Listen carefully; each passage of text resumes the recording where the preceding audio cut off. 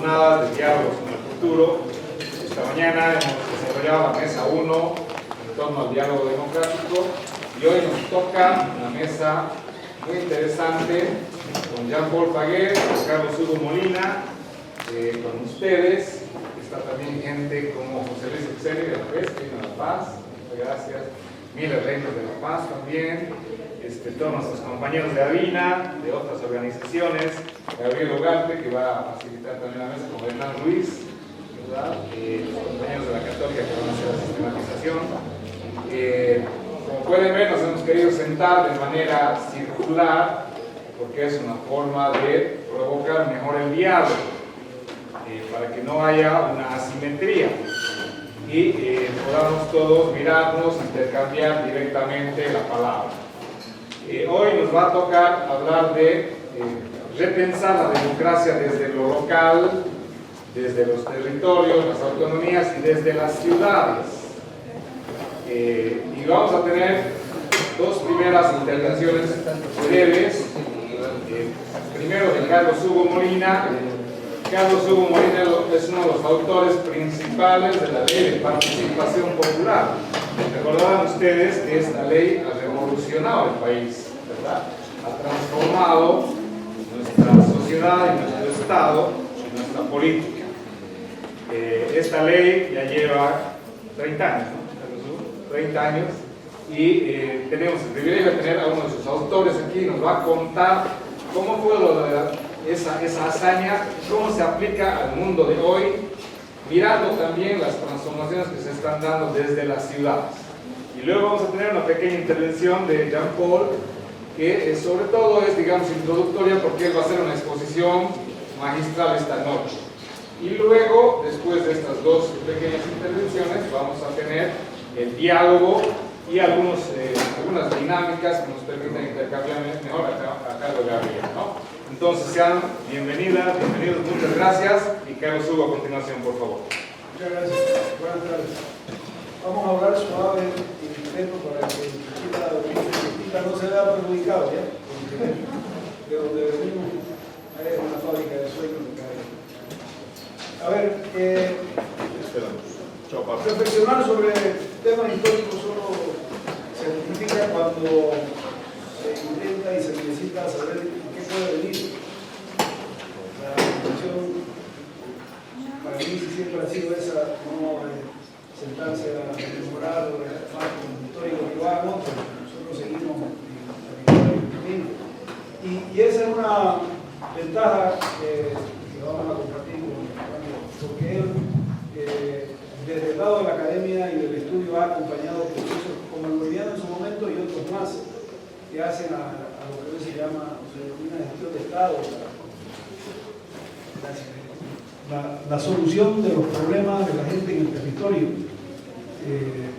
que es a partir de ahí donde se elaboran políticas públicas y se toma en cuenta la división política del Estado. Si nos lo ponemos en contexto, para el caso boliviano, el año 94, antes del 20 de abril, de la ley de participación popular, en Bolivia había 186 municipios, porque la categoría municipal estaba dada por poblaciones urbanas iguales o mayores de 2.000 habitantes. En Bolivia solo había 186 ciudades, entre comillas, mayores de 2.000 habitantes. Pero el dato más simpático es que de esas 186, solo 24 administraban recursos, que eran las capitales de departamento en la mayoría de los casos, y algunas que estaban capitales de provincia y las que estaban en las fronteras, porque recordarán ustedes con la ley 843 de reforma tributaria se establecía el lugar en el que se hacía efectivo el pago de los impuestos era donde estaban las oficinas principales de las empresas públicas o privadas. Entonces, en ese entonces, y si alguien consumía en cualquier lugar de Bolivia un litro de queroseno, eso generaba impuestos a La Paz, porque era donde estaba la oficina principal. Y cuando uno viajaba de cualquier lugar de Bolivia fuera, pagaba impuestos en Cochabamba, porque era donde estaba el globo, solo para poner los ejemplos más complicados. Y en los pueblos que estaban en la frontera era donde estaban las oficinas de las empresas que ayudaban a las exportaciones. Entonces, ahí había movimiento. Los otros municipios eran decorativos, habían elecciones en radios urbanos, estaban encerrados en radios urbanos, y tomando en cuenta el censo del año 92, que es el que nos sirvió de base para trabajar todo esto, el 58% de la población boliviana era de naturaleza urbana. Esto quería decir que el 42% estaba fuera de los radios urbanos y no dependía de nadie que no fuera el centralismo departamental con las corporaciones regionales de desarrollo, los prefectos no, porque no tenían plata, eran las corporaciones, o el presidente. Entonces, cuando se habla mal del centralismo es por esa causa, esa razón. Había justificativo para usarlo y hacerlo y actuar de esa manera. A partir de esta multiplicación de no solo territorio, sino de ciudadanía, se incorpora el 42% de gente que no votaba en procesos electorales locales porque no era parte de una ciudad, no era parte de un municipio. Hay una irrupción de liderazgos de territorios que, visto en perspectiva, pues más allá de afecto o desafecto, ha cumplido. Basta decir, para concluir esta etapa histórica, que Bolivia, junto con Haití, éramos los únicos países que no teníamos municipalizado nuestro territorio. Y esto lo descubrí con desazón, quiero confesar, porque frente al volumen de las cosas que habíamos hecho, que siempre fueron consideradas extraordinarias, muy grandes, en el mundo no se lo celebró sencillamente porque ya lo tenían. O sea, nos alegrábamos nosotros porque no lo teníamos. Entender que la ciudadanía no concluía un radio urbano, sino que se incorporaba. Y esa incorporación pues llegó a toda la familia que había sido excluida. Y esa familia que estaba excluida era los originarios y indígenas campesinos, que fueron puestos en valor a partir de usos y costumbres. Recordarán ustedes una campaña nacional extraordinaria de movilización para que se entreguen reconocimientos de personería jurídica de las OTB, y eso permitió que en 3 años se incorporaran 11.500 OTBs de naturaleza urbana, de las juntas vecinales, y 3.500 de las que estaban fuera del área urbana, y que antes corrían el riesgo de convertirse en subversoras del orden público, porque la única manera que tenían para ser escuchados era hacer lo que hacemos ahora, o bloqueo, o paro, acciones ciudadanas. Bueno, si uno lo pone en contexto, después del 92 viene el censo del 2001, viene el censo del 2012 y ahora el del 24. Bolivia recién entra a la modernidad del mundo, no del brazo de la revolución industrial, que fue la que fortaleció las ciudades, con el abandono de las áreas rurales, porque la máquina necesitaba mano de obra. En Bolivia no hubo industria masiva, no fue la concentración de trabajo y de producción la que hizo que la gente migre. Y el dato aquí es muy clave, es clave, porque el censo del año 50, el 74% de la población boliviana era considerada rural, solo el 26% urbano. Dando el salto y los 30 años a lo que hacía referencia a nuestro coordinador, en este momento los datos preliminares del censo, lo escucharemos cuando termine de salir, nos dan 80% viviendo en área urbana. 80%. Con algunos elementos que son imprescindibles señalar. El proceso de cambio, el MAS, EVO, levantaron una línea de reflexión política e ideológica rotundamente válida, porque si no, no habría habido la respuesta que hubo, que efectivamente incorporó aquel sentimiento, aquel imaginario de aquella narrativa de manera efectiva. Se fue a la otra alforja, para decirlo coloquialmente, no lo pongan eso, no lo perdigan con esa palabra. Se fue a la otra alforja. Porque en la Constitución del 2009 no existe una sola vez la palabra ciudad. ¿Por qué? Porque el modelo era originario, indígena, campesino. Entonces, eso que era cierto cayó en un error ya no solo filosófico y epistemológico, hay un error objetivo. Porque yo no debo de ser indígena hasta que no termino mi relación con el factor de la tierra y su modo de producción, que es la caza, la recolección, la pesca. No dejo de ser originario mientras no tenga relación con un espacio definido. Como los campesinos es más simple, aunque parezca estoy simplificando, pero es para que nos entendamos. El campesino que deja la tierra deja de ser campesino, porque su relación con la tierra y de producción al irse a la ciudad no traslada la vaca o su media hectárea de arroz.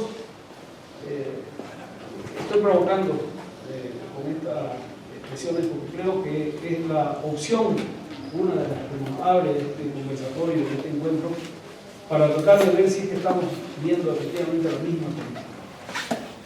Si es cierto, esta es la línea de reflexión, que el 80% vivimos en ciudades, que no existe una sola vez la palabra ciudad en la Constitución y nuestro enfoque es originario, indígena y campesino, voy a usar una palabra francesa que ayuda mucho. ¿Cómo carajo vamos a resolver la negación? Porque es una negación. No hay políticas públicas urbanas para resolver el problema de la gente que vive donde vive. El 100%, un poco de pie, solo para darle el 100% de los 343 gobiernos locales de Bolivia no tiene resuelto el tema de residuos sólidos, de agua y de basura. Ninguno en Bolivia. Ninguno tiene un catastro multifinalitario. Trabajan con el Google, el que va de arriba.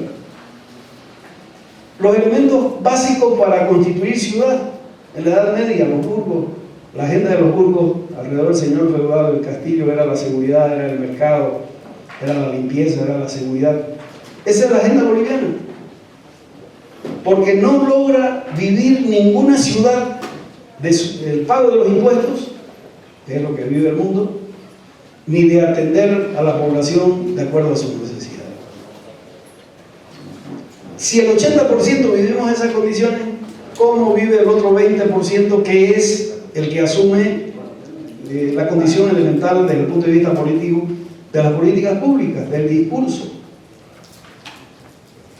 Esta disfunción nos plantea dificultades operativas y prácticas muy grandes, porque hay quienes reivindican, es un dato de la realidad cada vez menor, pero reivindican el hecho de que la gente vive en áreas rurales y después se traslada a otro lugar de acuerdo al tiempo. Bueno, cuando uno vive en sociedades organizadas, no estoy diciendo buenas o malas, organizadas, lo primero que hacen cuando alguien viaja o modifica su domicilio es empadronarse en el nuevo lugar donde está. Porque donde yo estoy yendo, tengo que ser considerado y asumido como habitante y ciudadano después para recibir los servicios que son elementales. ¿Cómo podemos hacer en este país que se hace ostentación de que la gente nace en un sitio, vive en otro, vota en otro y lo censan en otro? ¿Cuál es el lugar en el que va a recibir los servicios, la satisfacción de los demás? Es imposible.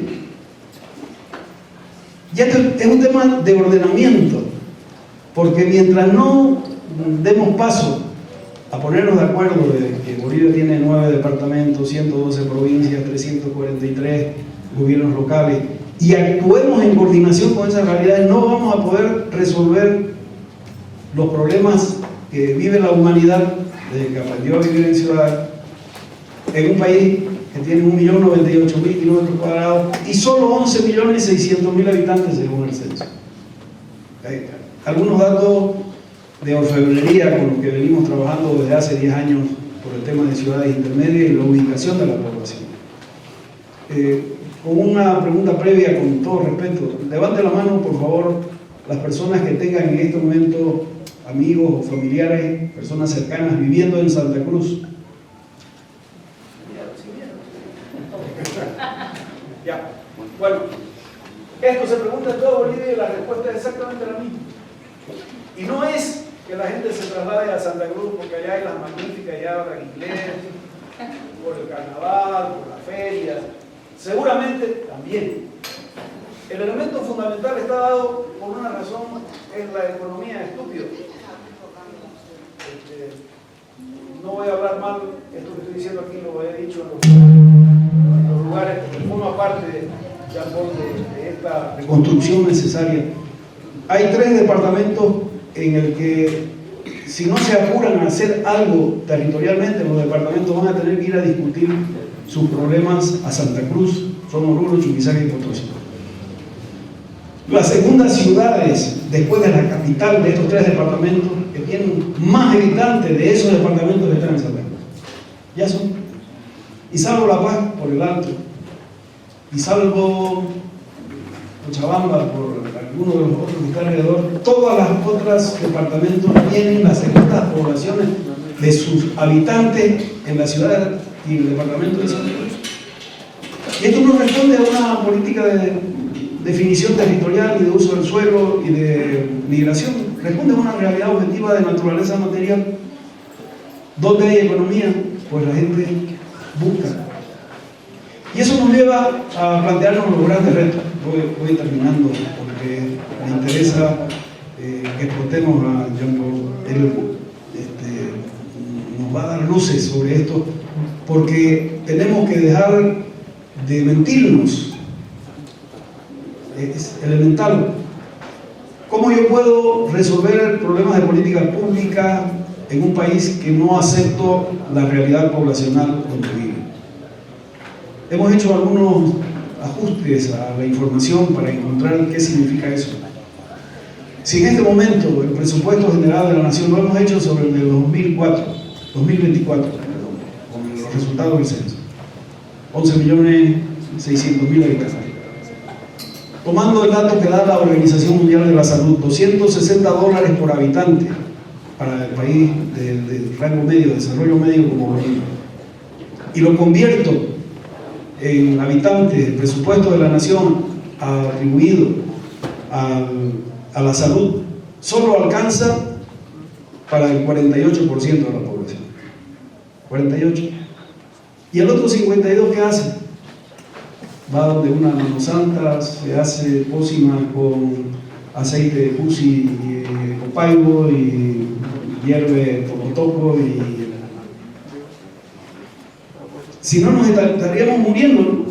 El 52% de la población boliviana no ingresa en la posibilidad de recibir asistencia de salud por el Estado.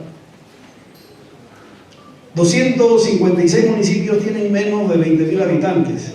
En ninguno de ellos hay un hospital de segundo nivel. Y representan el 70% del territorio nacional. 70%. El 70% me rompo una pierna, tengo que hacerme un análisis, una radiografía, un laboratorio, no tengo forma. Tengo que atender a mi compañera, a mi esposa, que va a dar a luz con algún grado de riesgo, tengo que ir a buscarlo a otro lugar. En el 70% del territorio. Y esto entra por la falta de debate, de discusión. Por eso otra vez la importancia de este tipo de encuentros. Porque estos datos o estas noticias que estamos compartiendo no forman parte del discurso en este momento de ninguno de los candidatos. Y lo voy a poner radicalmente en el tema del MAS. Porque el MAS es el que ha ayudado a arreglar o a poner en evidencia esto. 3,5 millones de personas han salido de la extrema pobreza producto de políticas de redistributiva. El que quiera negarlo, que lo haga, pero la evidencia está ahí. Ha logrado construir la incorporación de un concepto de ciudadanía que no lo reconoce, que es el de las ciudades. Lo afirmo como académico. No existe un solo académico ideológico político ligado al MAS que haya trabajado el tema de ciudades en estos términos. No existe para el Estado boliviano masista algo más allá de lo originario indígena y campesino. Cuando el 80% estamos viviendo en ciudades. Esto ya no es una crítica de naturaleza ideológica ni política, esto es una observación al Estado y a la sociedad. Porque ¿cómo vamos a resolver algo que no reconocemos? Entonces, bajo esas condiciones, lo que se ha construido en el mundo está en relación a necesidades. En la década del 90 somos dinosaurios vivientes de esa época, Jean-Paul. Nos metimos muy joven, por eso todavía podemos tener estos entusiasmos. El debate que hay en América Latina en este momento es casi exactamente de los temas que se discutían en la década del 90, en materia de descentralización, mucho más complejizado, porque en la década del 90 la discusión era cuánto de exclusión podía soportar la democracia. Recuérdense ustedes, en esa década terminaron de haber gobiernos militares, todos entraron a la democracia, y la discusión era cuánto. Y el tema siguiente fue, en la década siguiente, cuánto de corrupción podía soportar la democracia, porque no era el instrumento en sí el que resolvía el problema. La gente es ladrona con democracia o sin democracia. Y el siguiente, cuánto de falta de institucionalidad puede soportar la democracia para dar respuesta. Y hoy, otro que ya no aparece, que no está en la discusión y que debemos ponerlo, la brecha del conocimiento con la inteligencia artificial y la conectividad se está haciendo atroz. Atroz. Bolivia ha perdido 2 años, si no es más, por la pandemia en materia educativa. Por una razón muy simple, ni los profesores ni los alumnos manejaban los instrumentos de la conectividad. Por falta de plata para obtener megas, por falta de los instrumentos. Y eso se perdió porque no hay forma de recuperarlo. La irracionalidad y la dificultad estaba planteada en esos términos. Entonces, ¿cómo hacemos para recuperar la democracia, la participación ciudadana? Lo que aporta Bolivia, ahí sí es un mérito y un honor que debemos estar absolutamente satisfechos por lo que hicimos. Fue que el tema de relacionamiento con la población no fue casuístico como en Porto Alegre, de donde salió el presupuesto participativo. Aquí se convirtió en política pública de todo el Estado. En todos lados, no era una opción ideológica, era un mandato de la ley. ¿Cómo hacemos para que viviendo en ciudades el 80% tengamos respuestas urbanas sin desconocer la impronta boliviana originaria, indígena y campesina? Porque no se trata de desconocerla, de anularla, se trata de establecer una relación que nos permita, si son ciertos los datos sobre los cuales estamos trabajando, el próximo censo, el 90% de Bolivia vamos a vivir en ciudades. No nos asustemos. En Uruguay en este momento el 95% vive en ciudades y no se están matando. Hay que dar respuesta. La dificultad en Bolivia es que vamos a tener 1 millón de kilómetros cuadrados técnicamente sin población. 1,5 millones. Vamos a hacer 15 millones, esa es la proyección en 10 años más. Entonces 1,5 millones va a vivir en 1 millón de kilómetros cuadrados. No hace masa crítica. ¿Qué se puede hacer ahí? Terminar de tumbar árboles, meterle mercurio a los ríos para sacar oro, o poner fábricas de pichicata en todo el país, porque no hay control territorial. Entonces, ¿qué vamos a hacer cuando tengamos que dar respuestas de esa naturaleza? Si de algo sirve en espacios como estos, y los vuelvo a señalar y los agradezco, es para que podamos sincerarnos con esto. Maestro.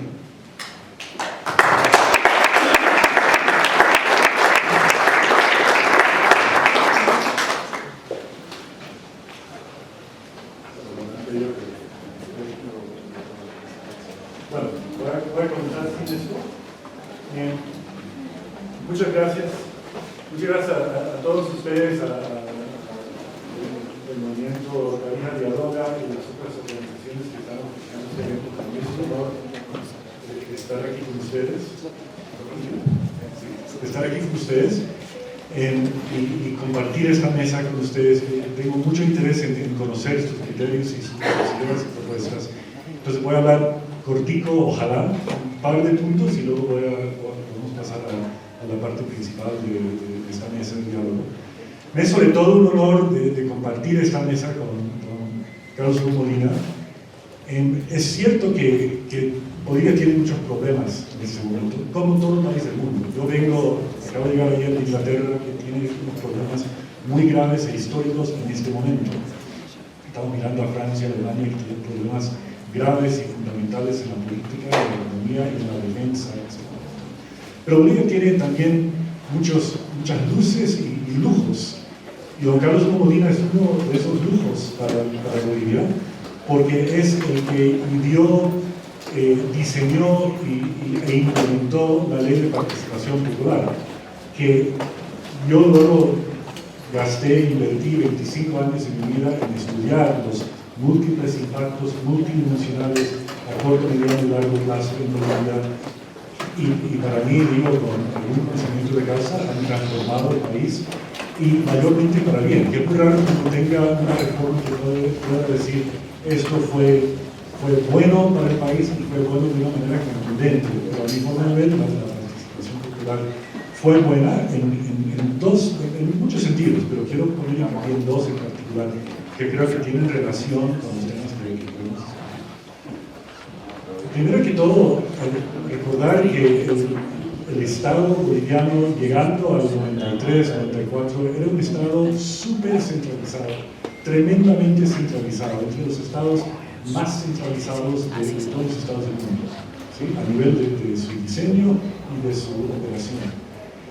La ley de participación popular cambió eso de tal manera que, por ejemplo, para dar un efecto muy importante, cambió los patrones de gasto y de inversión para todo el país, ¿no es cierto?, por el simple mecanismo de transferir fondos importantes a municipios recientemente creados con autoridades elegidas que podían hacer lo que ellos querían con esa plata siempre que respondiera a alguna necesidad o demanda.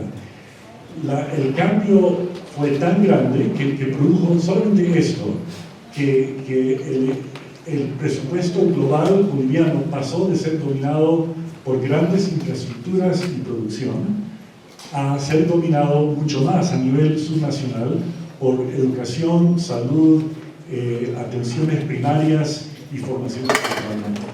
O sea, la nación boliviana pasó de priorizar cosas como puentes y fábricas a priorizar por la primera vez en su historia escuelas, postas de salud, agua y alcantarillado y ese tipo de cosas.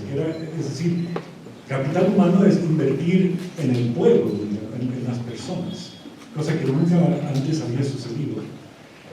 Tuve la oportunidad de viajar por muchas partes de Bolivia. Me acuerdo muy bien en Baures, unas entrevistas que hice en un caserío de campesinos, y les pregunté que viven sobre el río, ¿no?, mirando al Brasil.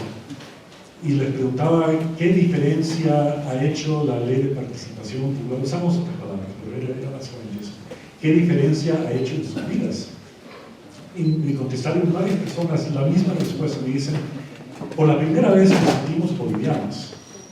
Antes, cuando mi esposa iba a parir y estaba un poco mal y había problemas en la mitad de la noche, teníamos que agarrar una lancha y cruzar el río a Brasil para que ella diera luz en un hospital en Brasil.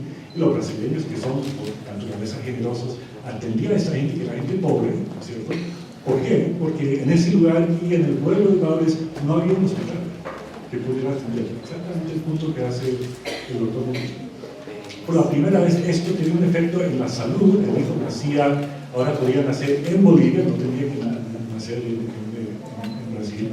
Tiene el efecto sobre salud y sobre el bienestar, pero tiene un efecto incluso más profundo de ciudadanía y de orgullo y de identidad, para que me dijeran, nos sentimos bolivianos por la primera vez, porque ahora Bolivia significa algo para nosotros.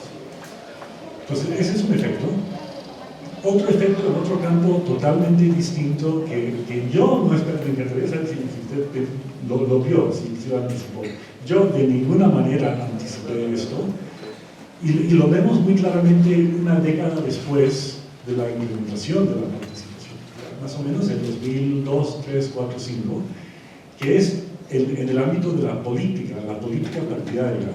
Y no me refiero a las banderas y las siglas, sino me refiero a un estudio sistemático de un sistema de partidos políticos, que el sistema boliviano se colapsa y esos partidos y ese eje de competencia mueren y mueren para siempre, ¿no es cierto? Porque lo que había en este país antes, como herencia de la revolución, era un sistema de partidos, con el MNR más o menos en la mitad, con alas de izquierda y alas de derecha, más o menos ocupando el centro, y luego partidos más a la izquierda y otros partidos más a la derecha, mirando el ADN y más allá incluso, que era una política derecha-izquierda muy del siglo XX, incluso que viene, eso aparece en el mundo en el siglo XIX, en Europa sobre todo.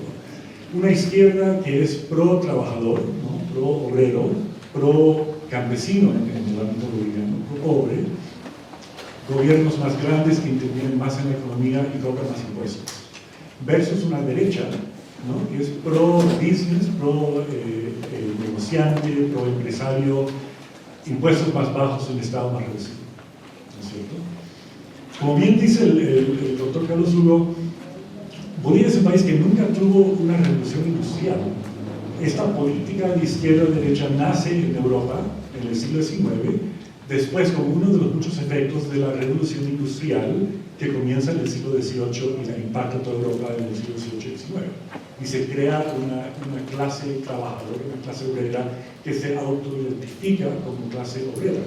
En Bolivia, como en todos los países del mundo, la gente trabaja y trabaja muy fuerte. No quiere decir que la gente no trabaja, pero no concibe de sí mismo como trabajadores, como obreros, como su identidad primaria. Entonces, una oposición entre izquierda, que es pro-trabajador, y derecha, que es pro-capital, en un país que no tenía mucho capital industrial, nunca calzó en este país. Y ese esquema se rompe entre el 2003 y el 2005 con el auge del MAS que lleva a Evo Morales a la presidencia, ¿no es cierto? Ahora, entre paréntesis, en el mundo externo, todo el mundo que da no mucha noticia, no muy grandes noticias que llegan al resto del mundo de Bolivia, todo el mundo entiende esto como el fenómeno de Evo. Y yo diría que Evo es una pieza clave de este fenómeno, pero no es el fenómeno Evo. Evo es también otro efecto más de algo mucho más profundo, que son un cambio en los platos tectónicos de la política boliviana que apelan a las identidades sociales, ¿no es cierto? Que hacen que el sistema boliviano por fin reconozca que un país que nunca tuvo una revolución industrial no debería tener una política basada en una clase obrera cuyos intereses se oponen a una clase capitalista. Lo que este país tuvo, como el resto de América Latina, son 300 años de colonialismo español que rehicieron a la sociedad, a la economía, que crearon la idea de Bolivia. No había un Bolivia antes de la llegada de los españoles aquí, no había un ente político, ¿no? O sea, eso no existía, ¿no? Desde la genética hacia afuera, yo soy mitad colombiano, sé que ustedes hablan como latino, desde la genética que todos llevamos adentro hacia afuera, somos mucho más la creación de la colonia española que de una revolución industrial que nunca pegó muy fuerte acá. Entonces, mi argumento, pero mi planteamiento, mi suggestion, mi sugerencia quizás, para ponerlo muy suave, es que lo que vemos durante los últimos 10, 15 años es una política que se maneja no en esa vieja izquierda-derecha, sino en términos de identidad, porque los ideólogos, el vicepresidente García Linera y otros ideólogos demás lo conciben así, lo proyectan así. Lo importante es identidad y sobre todo indigeneidad, si esa palabra existe.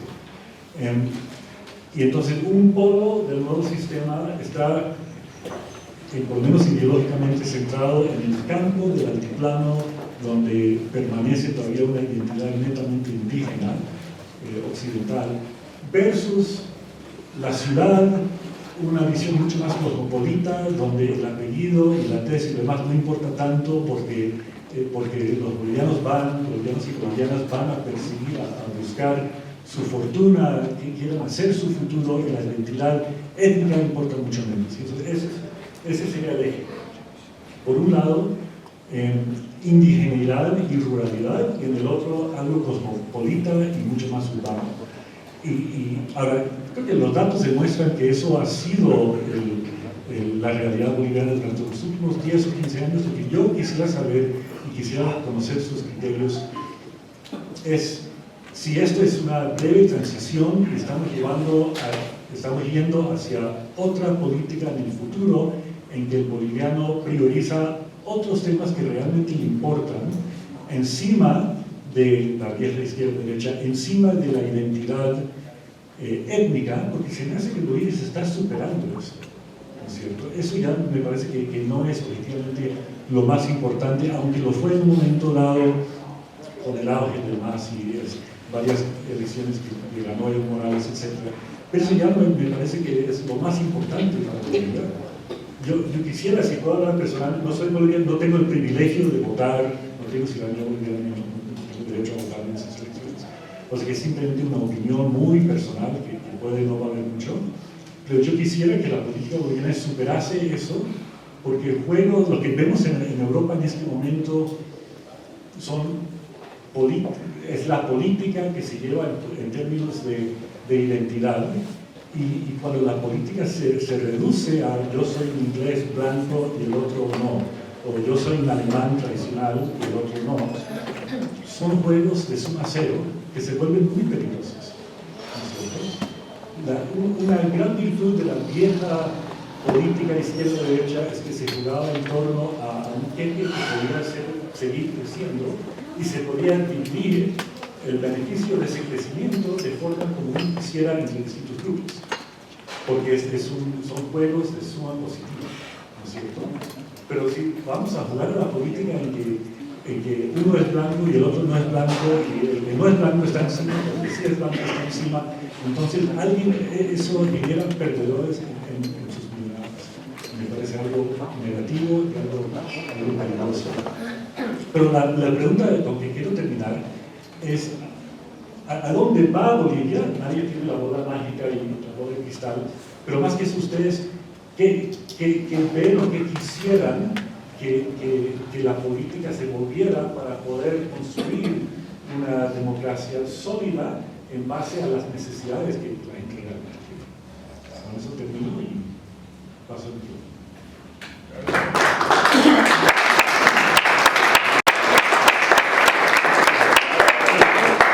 Bien, buenas tardes nuevamente a todos, todas, todas. Saludo profundamente al círculo externo, porque si nos damos la vuelta, quienes hemos estado mirándonos la cara, tenemos gente joven. Así que muchísimas gracias a quienes están en el círculo externo por estar presentes, de verdad. Eso extrañábamos esta mañana y qué bien que hoy en la tarde se pueda concentrar. Bien, muchísimas gracias, Carlos Hugo, por este marco que nos ha dado, que seguramente mucha razón, mucha certeza, mucho disentimiento, eso está muy bien. ¿Qué vamos a hacer ahora? Vamos a hablar con la izquierda y con la derecha, ¿ok? Vamos a nuevamente poner en práctica el diálogo. Entonces vamos a lanzar dos preguntas. Saben que este es un espacio por excelencia de diálogo. Entonces vamos a hablar con quienes están en nuestra izquierda y quienes están en nuestra derecha, ¿ok? Entonces yo les pido, acá hay todavía 3, 4, 5 sillas, que pueden venirse por acá, por favor, si quieren, para ir cerrando este círculo. Ahí también hay espacio. Igual quienes están atrás también dialogamos con quienes están en la izquierda y con quienes están a la derecha. La primera pregunta vamos a dialogar con quienes están a nuestra izquierda. Hernán, por favor, tú nos das las preguntas. Gracias, Felicita. Buenas tardes a todos. La primera pregunta es lo que intentamos hacer en esta primera parte de la tarde es un breve diagnóstico. Entonces, la primera pregunta sería: ¿cuál es el estado de la democracia a nivel local? En este espacio de descentralización, de autonomías, ¿cómo ha ido evolucionando la democracia en los últimos años? Y a la segunda, decimos ya solo la primera, entonces para hablar con la izquierda. No tiene ninguna tendencia ideológica, por favor. Por favor. Porque no la otra derecha, sino la izquierda. No vemos todos. Con el que está a la izquierda de nosotros, tratamos de responder esta pregunta. Entonces, ¿cómo? Nuevamente, la pregunta es: ¿cuál es el estado de la democracia en el espacio local, en el nivel local? ¿Verdad? Entonces, comenzamos. Vamos, ¿cuánto tiempo nos damos a visitar? ¿10 minutos? Nos vamos a dar 10 minutos para esta primera pregunta, luego compartimos, ¿ok? Entonces, vamos acá, mejor, vienes aquí al lado, para acá. Perfecto. Tú estás con Eva. Dos.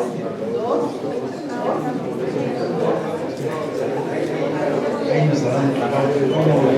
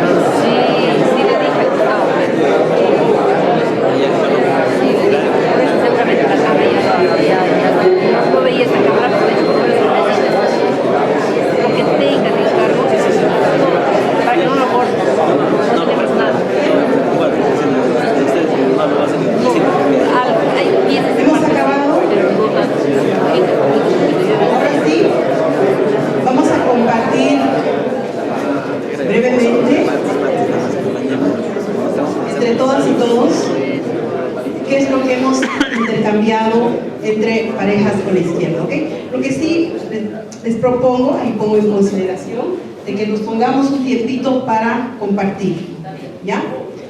¿Cuánto tiempo nos damos? ¿1 minuto, 2 minutos, 3 minutos? Y ahí hacemos la democracia. Votamos. ¿2 minutos? Ya, por aclamación, 2 minutos. ¿Ok? Voy a poner el despertador para que podamos compartir. Bien, ¿quién se anima a comenzar a compartir lo que hemos hablado? Con la aclaración, y aquí quería que está José Luis Exceli, decir, no solamente hay una democracia, son varias democracias, ¿no es cierto? Entonces, con esa precisión. Bien, aquí su partner comienza. Adelante, 2 minutos, por favor. Gracias. Brevemente, aquí con Susana han surgido algunos temas. El primero tiene que ver con algo que Carlos Hugo ya había citado, ¿no? Que ha habido un ensanchamiento de la representación a partir de ciertas reformas al Estado, pero que en el presente eso viene un poco en contrasentido a la representación territorial en algunas zonas del país. Hay más representación a través de, por ejemplo, mayor cantidad de municipios, pero hay zonas del país que están menos pobladas, ¿no? y tienen una representación o una sobre-representación, ¿no? Eso por un lado, ¿no? Por otro lado, otro tema que también está vinculado un poco a lo primero tiene que ver con el tema de la migración interna, otra vez con la representación también en el centro. Para ponerlo en simple, cuando una persona vive en un lugar, en una ciudad, pero después para censarse o para votar vuelve a su lugar de origen, ¿no? Entonces, ¿eso qué tipo de efecto tiene en la representación como tal en un plano de democracia local? Eso sobre todo. Gracias además porque lo hice. ¿Quién más se anima por acá? Como si, ya, esta mañana yo les he dicho que soy viuda, así que 1, 2, ¿ok? Se van a presentar, perdón, con su nombre. Muchas gracias, muy buenas tardes. Mi nombre es Jorge Leitón y hemos conversado con Cassandra Claro sobre los temas de la democracia en el ámbito local. Ahí hemos rescatado un aspecto importante que Cassandra me explicaba que sucede básicamente en las comunidades cerca de Tarija, de la ciudad de Tarija, donde existen los símbolos en términos de democracia. Los símbolos en términos de democracia son aquellos que se sienten excluidos porque no llegan a tener el contacto con ciertos niveles de autoridad local para poder expresar sus demandas, sus necesidades y lo que ellos quieren hacer. Esto genera una desconexión y una exclusión de todos estos grupos y que al final del día son grupos que no pueden hacer mucho y tienen que esperar esa buena voluntad de las autoridades locales. En un segundo nivel se ha hablado de una desconexión entre qué es lo local, qué es lo departamental y qué es lo nacional. Y muchas veces esa desconexión de objetivos hace que todas las necesidades locales se vean postergadas en el tiempo. Entonces, creo que esos son los aspectos importantes que hemos conversado. Gracias. Muchas gracias.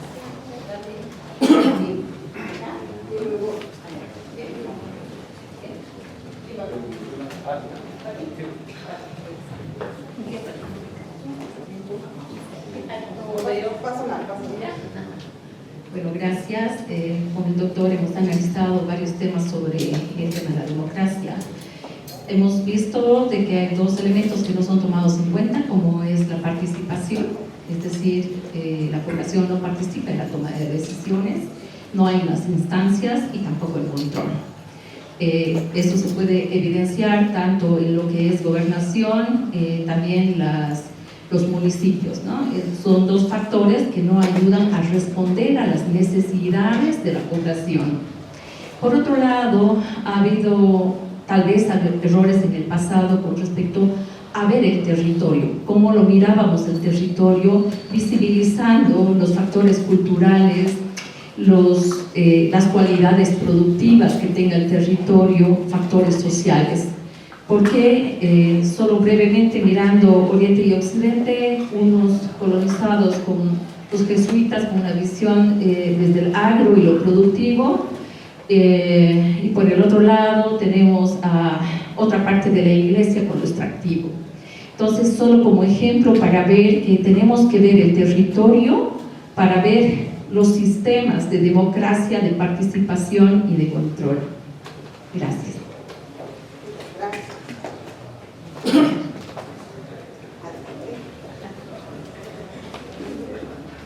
Buenas tardes, mi nombre es José Félix Gutiérrez, jefe conocido, y mi compañera es Nicaragua. Hemos compartido más una visión rural, una visión más departamental, y fundamentalmente se ve que en Tarija la democracia no articula lo central con lo municipal. Hay un aislamiento incluso de regiones, y que por tanto cada región, cada municipio lo entiende según sus intereses y de forma distinta. Incluso en el campo se ve más como se vota si me pagan por el voto, o se vota sin una conciencia, este ha hecho obras, este ha robado pero ha hecho obras, por tanto es el mal menor. Por tanto existe una conciencia débil de lo profundo de la democracia, y existe una falta de articulación. Es decir, cada municipio en muchos casos lo ve según sus intereses, sin generar una articulación para el desarrollo entre lo central y lo local. Gracias por la puntualidad. Allá atrás, por favor. No, luego por acá, ¿ok? Adelante, por favor. Disculpas. Gracias. Bien, buenas tardes. Mi nombre es Carlos Churqui, tengo 20 años. Bueno, trabajé con Carla. Estuvimos debatiendo y dialogando respecto a la democracia local. Coincidimos que la democracia nacional y todo el sistema político y los comportamientos del espectro político puede llegar a ser un reflejo de lo que pasa en lo local, no solamente desde las instituciones públicas, sino también de las instituciones y organizaciones políticas.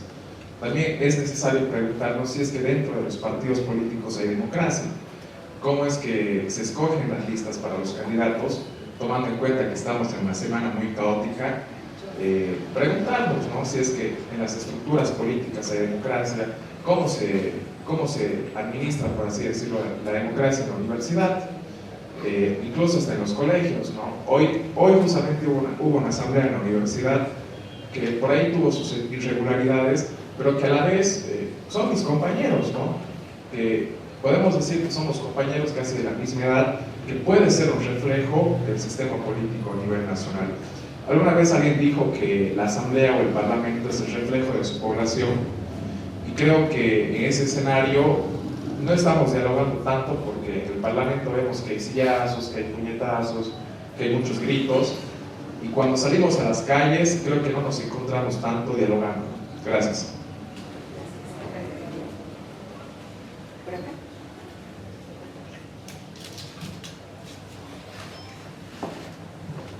Gracias. Bueno, hemos reflexionado con Walter que, como en muchas cosas, depende desde dónde se lo mire.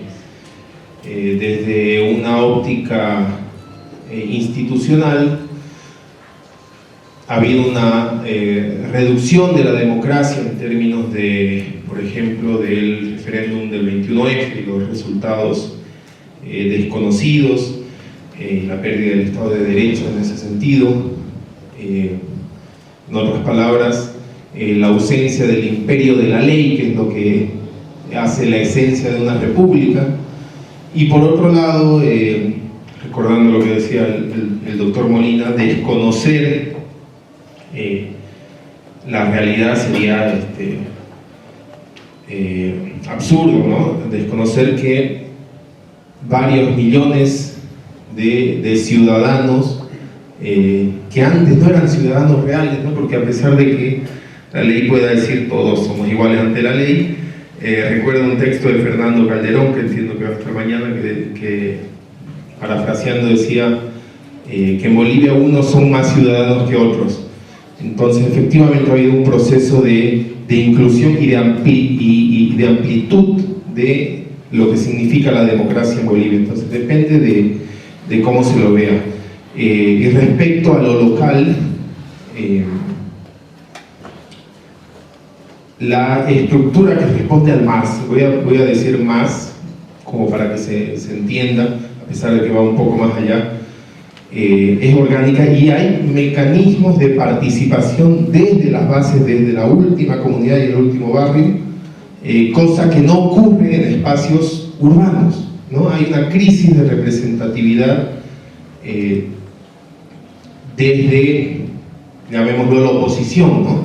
Que son pequeños grupos, ¿no? Que no llegan, no podemos ni llamarlos partidos, digamos, ¿no? Pequeños grupos con mesas chicas, donde los jóvenes, por ejemplo, han tenido que organizarse hace unos años en movimientos, colectivos, plataformas, como fuera que se llamen, y se han visto absorbidos por lo que condiciona la normativa electoral a entrar a estos pequeños grupos con mayor o menor espacio. Entonces, no existen mecanismos de participación directa urbana, como sí permite de alguna forma el MAS. Gracias.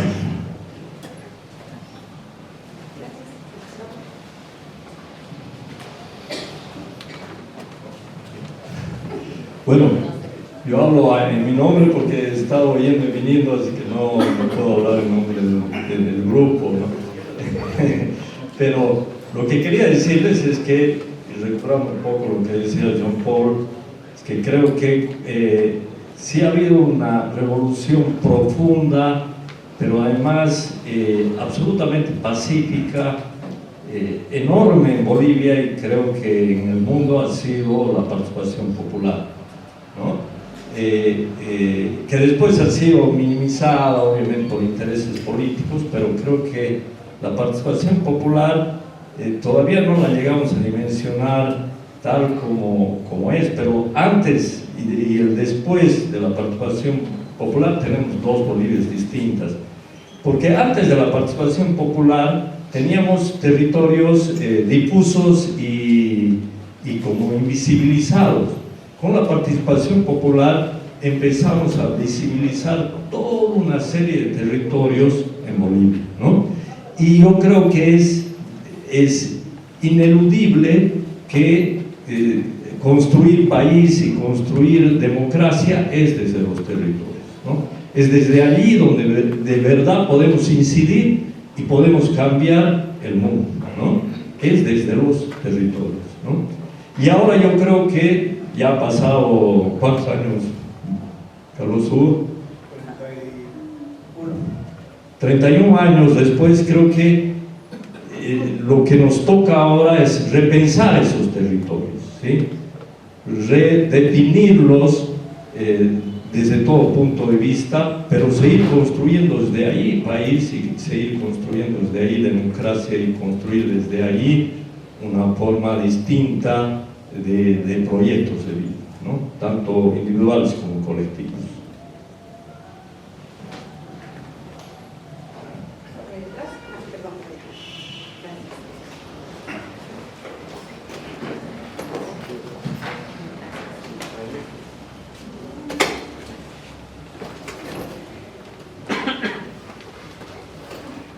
Buenas tardes, mi nombre es Emiliano Fernanda Macías, tengo 17 años.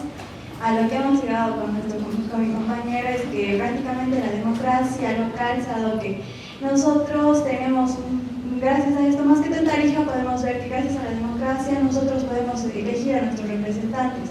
Nosotros les damos un voto de confianza y en base a eso ellos ejercen cómo van a ejercer el poder. Para nosotros eso sería la democracia.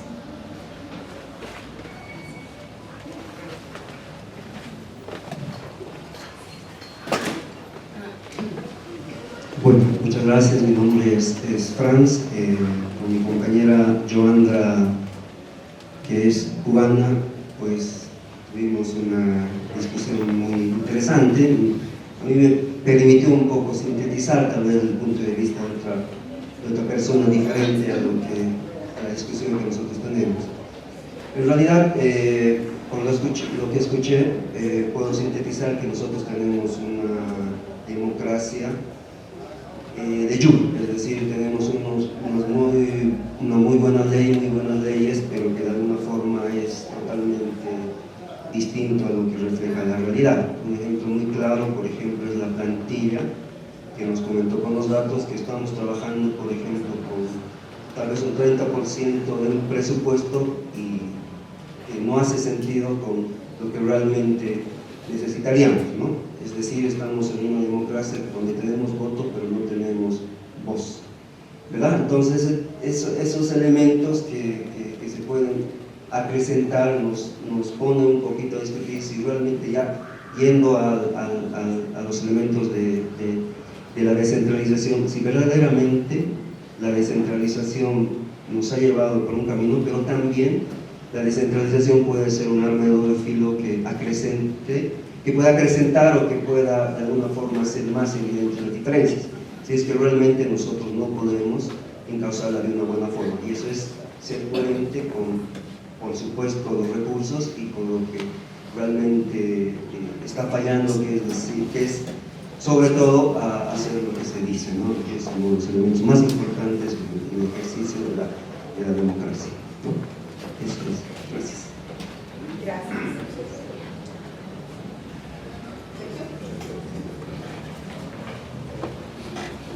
Bueno, muchas gracias.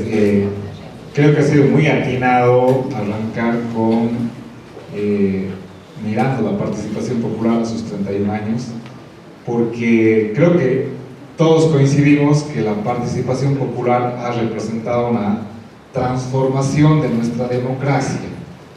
Es decir, desde lo local se ha transformado este país en su democracia con la participación popular. Y es justamente lo que venimos a plantear esta mesa, cómo repensar nuestra democracia desde lo local. Si esto ya lo hizo la participación popular hace 31 años, ¿verdad? Hoy también tenemos una necesidad de ir por ese camino. Entonces, quizás un poco, a partir de lo que decía Carlos Hugo, hay que pensar en una suerte de participación popular 2, digamos así, ahora enfocada en las ciudades, que un poco desplacemos este clivaje, como dice Jean-Paul, de lo étnico, ¿verdad? Obviamente sin desconocer lo originario campesino, pero incluyendo otras características, otros rasgos que están en lo urbano, y pensar a lo urbano como un territorio, como dice Gustavo, pero más allá de la noción clásica de un territorio. Lo urbano es un territorio, una especie de mosaico que te articula lo global con lo local. Los niños están conectados al mundo entero, ¿verdad? Entonces ya no tienen ellos una identidad como tarijeños, netamente, por ejemplo. Ellos tienen una identidad múltiple, ellos están formando con gente de otras partes del planeta. Entonces, pensar lo local como un territorio interconectado, por ejemplo, metropolizado, pero también interconectado a lo global, a los territorios que están cerca y también a los que están lejos, ¿no? Entonces, creo que un poquito hay que avanzar en esta perspectiva de una nueva reforma nacional, pero a partir de lo local, ahora con enfoque en las ciudades, ¿no? Gracias. Adelante. Gracias. Mario Cabrera, igual que Gustavo, el pensamiento es mío, he llegado un poquito tarde, así que en el caso de Tarija, como departamento, creo que en institucionalidad democrática es donde más hemos avanzado. Tenemos un montón, una región autónoma en el Chaco, tenemos 2 asambleas con representación de nuestros 3 pueblos indígenas. Entonces, por el lado de representación, creo que estamos sobre representados. La cantidad de miembros en la asamblea es similar a lo del eje central, cosa que ahora se quiere bajar, porque el problema que ahora tenemos es la falta de presupuestos y por lo tanto mucho se ve en burocracia y en acción para el ciudadano muy poco. Pero el problema para mí va en la desconexión una vez que elegimos a nuestros representantes, luego durante toda la gestión, la persona, y hablo sobre todo de los pueblos indígenas de los que tocaba por ejemplo Sergito, los pueblos indígenas creo que son el modelo de donde más control tendrían que tener por su tipo de organización en asambleas para toma de decisiones colectivas, pero en el lado político, y ellos han estado manejando varios años la asamblea departamental y asamblea regional por el peso político que tenían, pero no hemos visto que han podido hacer alguna ley importante para su pueblo, por ejemplo. No han podido tener esa conexión para llevar a eso al desarrollo. En ese sentido, el problema va porque luego de que las autoridades se erigen, solo actúan por lo que ellos piensan. Entonces también ahí viene la calidad de la gente que entra y la representación que tenemos, y al final se vuelve algo, lamentablemente nuestra política en Bolivia es muy caudillista y se desconecta rápidamente a la sociedad civil, y eso nos trae una consecuencia que hoy creo que no debe pasar ni medio año de una autoridad que es electa, y peor en estos tiempos donde no hay bonanza económica, que rápidamente la gente, la sociedad civil reprocha contundentemente a la autoridad política. Entonces es un problema de repensar ahora qué hacemos, y ahí para mí la universidad, por ejemplo, la mayoría del caso de Tarija, de la gente que entró en política, ha comenzado en la universidad a hacer su base política. Creo que sigue siendo el centro no solo de pensamiento, sino de liderazgo.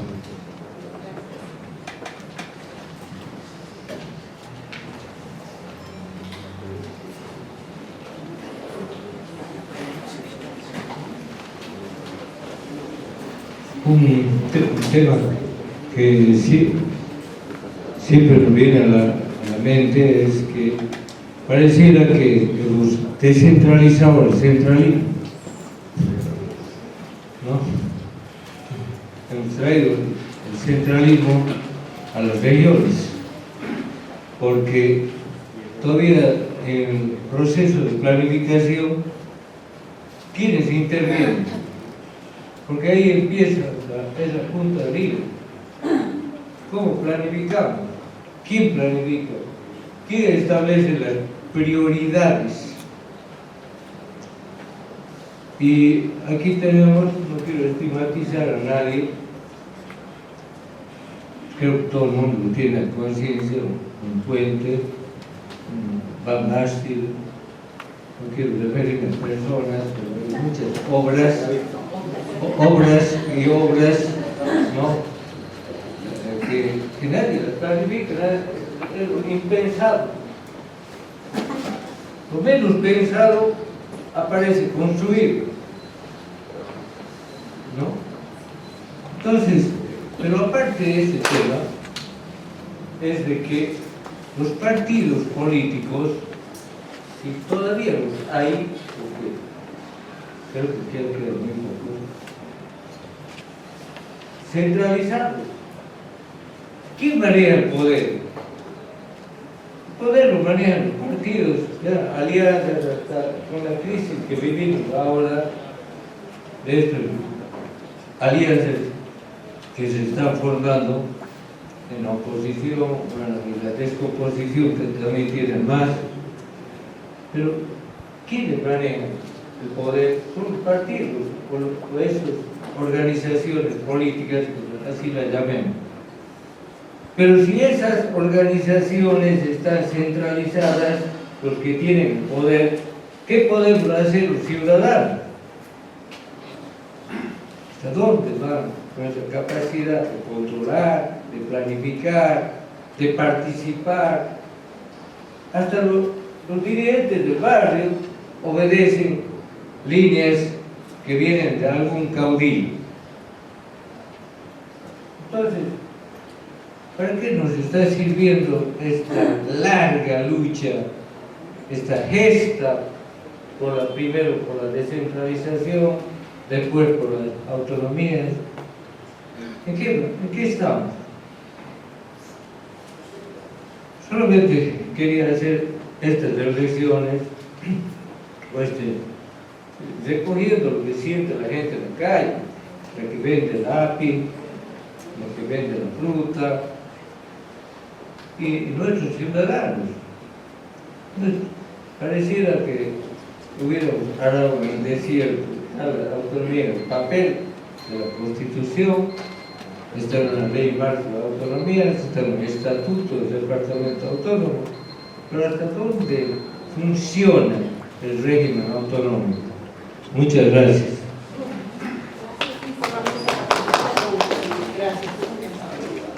Buenas tardes, soy José José Luis, hemos tenido un diálogo con Fabiana. Lo primero es que ha sido difícil, por lo menos yo que vengo de La Paz, que estamos tan encuadrados, a veces obsesionados con la democracia y la política nacional, pensar desde lo local. Eso creo que ya es un dato en sí mismo, pues, se nos hace difícil pensar en lo local. Pero así rápidamente hemos identificado 5 puntos y solamente los planteo como planteo. El primero, que hoy, obviamente sobre la base, sobre los cimientos de la participación popular, la democracia local está muy vinculada a las autonomías, ¿no? A las autonomías. Podemos tener un balance ahí, creo que es una buena idea, que todavía no se ha realizado, pero ha habido ampliación de la democracia en el sentido de que, como decía Mario, hemos elegido asambleístas departamentales, hemos elegido, aquí en el caso de Tarija, asambleístas regionales, hay autonomías indígenas que también se conforman autogobiernos, es decir, ha habido un proceso de ampliación de la democracia local, que es donde más se ve vinculada a las autonomías. Ese es un primer tema. El segundo es que hay inclusión de género, o sea, de las mujeres, ¿no? Por lo menos parcial. Tenemos tanto en los consejos municipales como en las asambleas departamentales paridad de género, y ese no es un dato menor, creo que hay que destacarlo, no hay que olvidarlo. Por supuesto, las mujeres todavía están ausentes de los órganos ejecutivos. 36 gobernadores están elegidos desde 2005, ninguna mujer, todos hombres, y apenas llegan al 6% de alcaldesas mujeres, ¿no? Entonces es una paridad parcial, es el segundo punto. Tercero, que como decía Gabriela, donde mejor se expresa la idea de no solo hay una democracia, un modelo único de democracia, sino diferentes concepciones, saberes y prácticas democráticas, o sea, democracias en plural, es en lo local, porque vemos la ampliación de la democracia representativa, pero también mecanismos y lógicas de la democracia participativa y de la democracia comunitaria, siempre reserva del balance. Ese es un tercer punto. Cuarto, algo en lo que tenemos duda, pero yo creo que es una democracia local muy condicionada a la democracia nacional en términos de lo que significaba el MAS y PCP, ¿no? De los 343 municipios, el MAS es el único que planteaba el postulado a candidatos en todos, el único, con presencia territorial, y ganaba en 242, es decir, el 70% del territorio donde Carlos Hugo dice no llega a la salud, era azul. Entonces una democracia muy condicionada por la presencia, no solo por la presencia, sino por las lógicas orgánicas, corporativas del instrumento político. Creo que ese es un cuarto elemento importante. Y el quinto, también tenemos dudas, y es que en principio la democracia local no ha generado grandes liderazgos locales ni departamentales, ¿no? O sea, hay liderazgos, pero no sé, por lo menos no se han podido proyectar, creo, habrá que discutirlo. Entonces, esos 5 puntos queríamos que...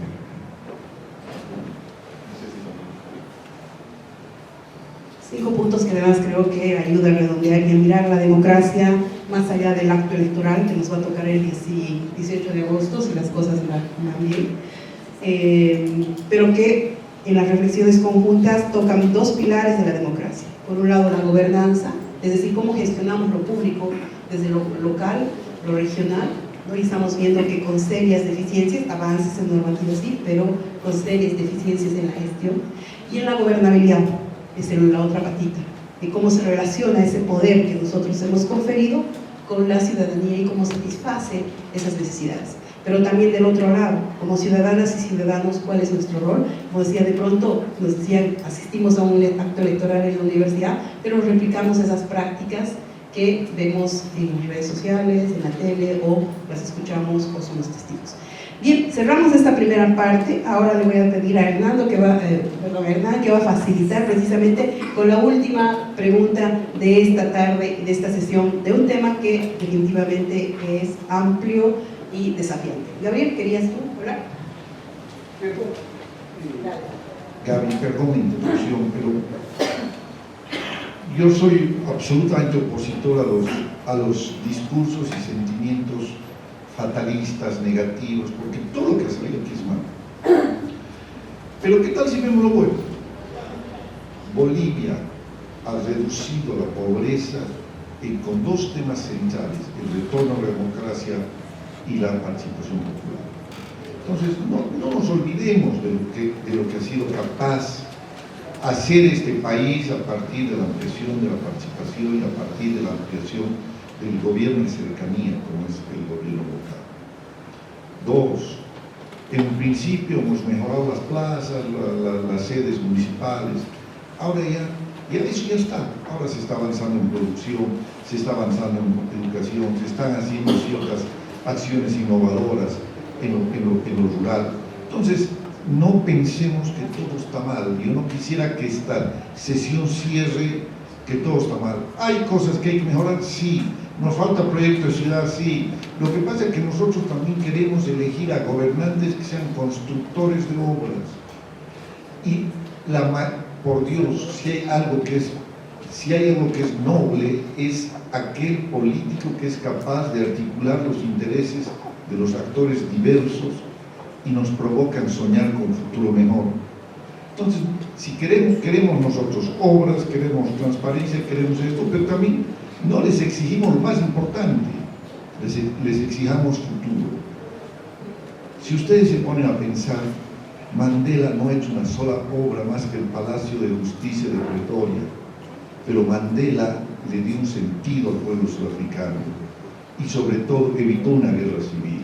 Entonces nuestros líderes políticos lo que tenemos que exigirles es que nos hagan soñar con un futuro distinto, que es posible, porque eso es lo que nos hace que nos quedemos en el territorio.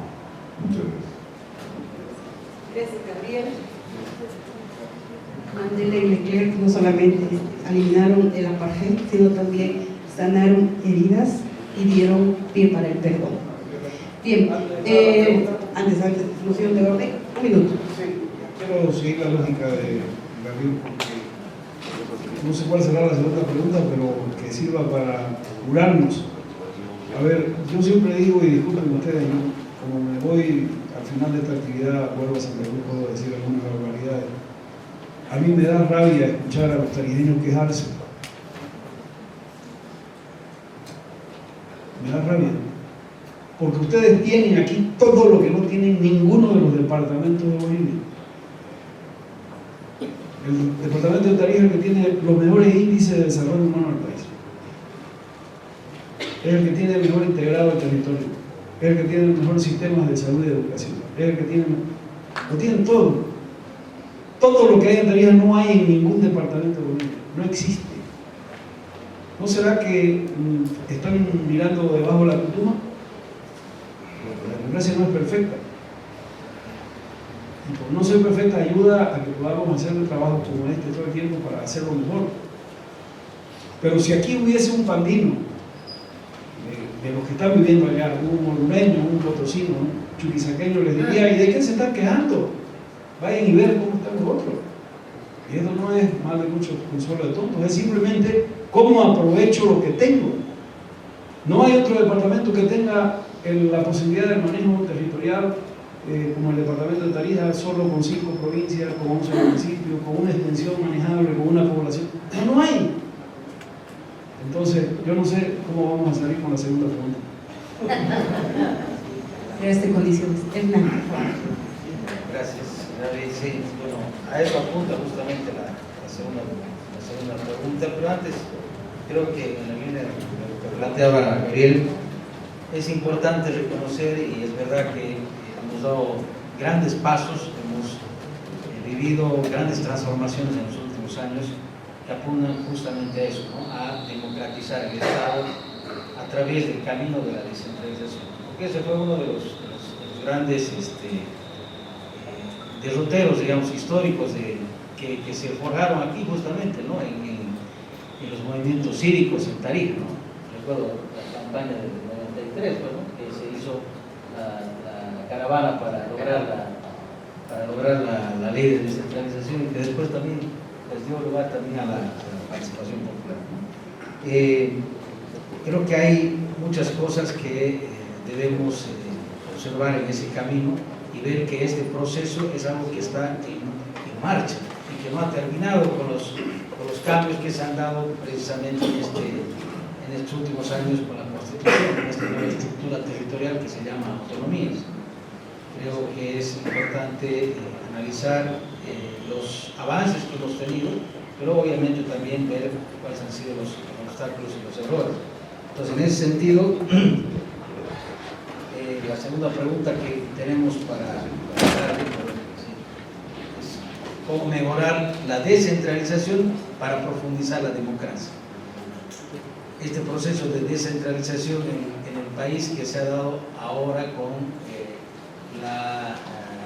la estructura de las autonomías y también obviamente con el ejercicio de este sistema democrático intercultural que tiene diferentes formas, la forma participativa, representativa y comunitaria, que sin duda ha hecho más inclusiva, digamos así, la participación ciudadana en la elección de autoridades, en mejorar la administración de recursos y en concertar planes, programas de desarrollo.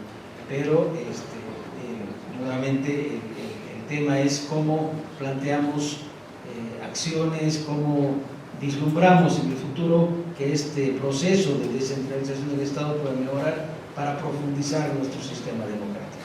Esa sería entonces la segunda pregunta. ¿Cuál es la dinámica, Gaby? Hablamos con la derecha. Como he dicho, somos plurales, aquí hablamos con la izquierda, con la derecha, entonces ahora vamos a hablar con la derecha, Mila, con la derecha, con la derecha, con la derecha, etc. No, hablamos con la derecha, por favor. Puesto o no puesto, estemos de acuerdo, estamos de acuerdo. Conformes a eso. Hablamos con la derecha. Bien, vamos con la derecha, al revés.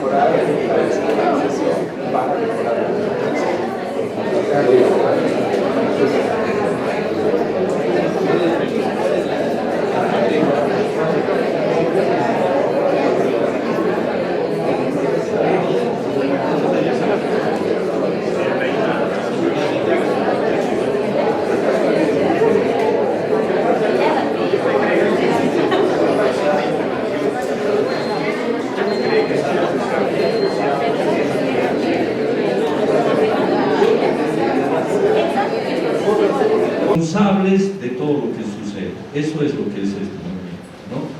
Creo que es la cultura, la corresponsabilidad es fundamental. Y ahí articulando con Marito, que decía, sí, pero nos falta articular también con el poder político, ¿no? Y es verdad, nos falta esa articulación. Y yo creo que ha sido muy difícil para el movimiento Tarija dialogar, articular por todos los temas que ya sabemos, pero yo creo que va a haber una gran oportunidad en las elecciones subnacionales del próximo año. Yo creo que ahí sí debemos ver las maneras de incidir en los nuevos periodos electorales, en los nuevos periodos de gobernanza que se van a dar en los próximos años, ¿no? Eso es lo que... Perfecto, Gustavo. Bueno, muchas gracias a todos, a todas, por todas sus intervenciones y aportes. Sería muy difícil tratar de sintetizar todo lo que se ha dicho. Quizás una de las cosas más relevantes que a mí me viene a la cabeza ahora es, bueno, algo que planteó Iván y Gaby, por ejemplo, ¿no? Que si esta es la pregunta correcta a la que nos estamos haciendo, si es que el camino es la descentralización para profundizar nuestros sistemas democráticos. O por ahí hay que ver otros mecanismos, otros caminos, otros modelos de Estado.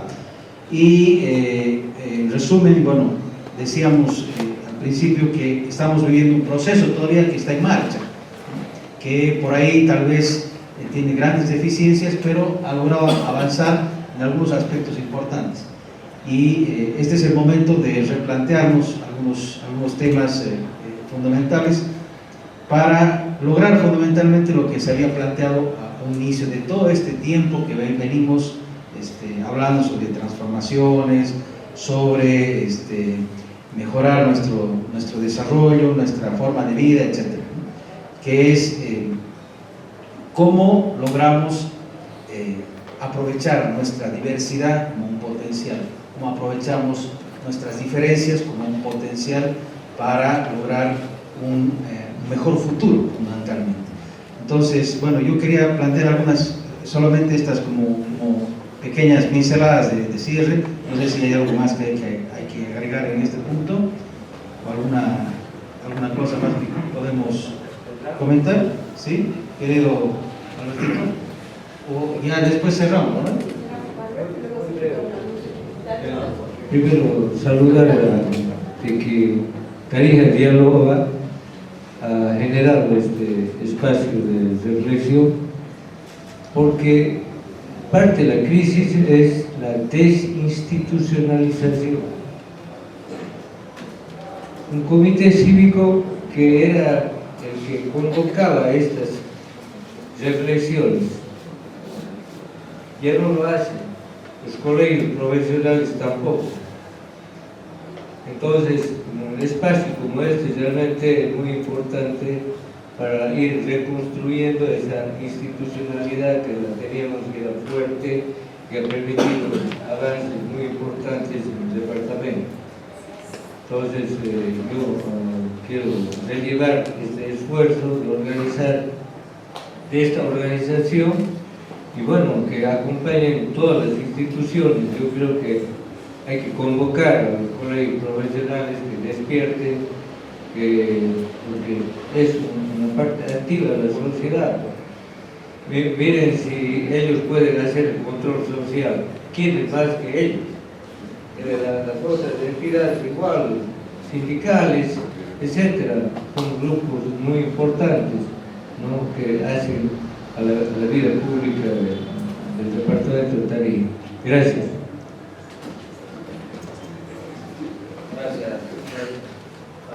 No, muchísimas gracias. Creo que realmente es valorable que nos hayamos dado el tiempo para poder hablar y reflexionar en este mundo tan acelerado.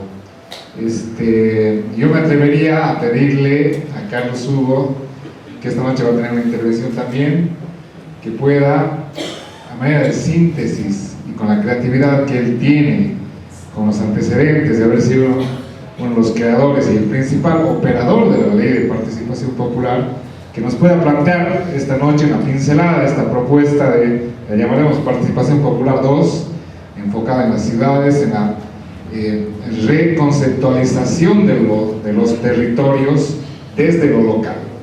si es posible eso, sería una belleza, querido Carlos Hugo, ¿no? Agradecerles mucho, y esta noche a las 7 tenemos 3 conferencias muy lindas para poder cerrar esta jornada, que creo que vale la pena verlas, ¿no? Muchas gracias. Gracias, por favor.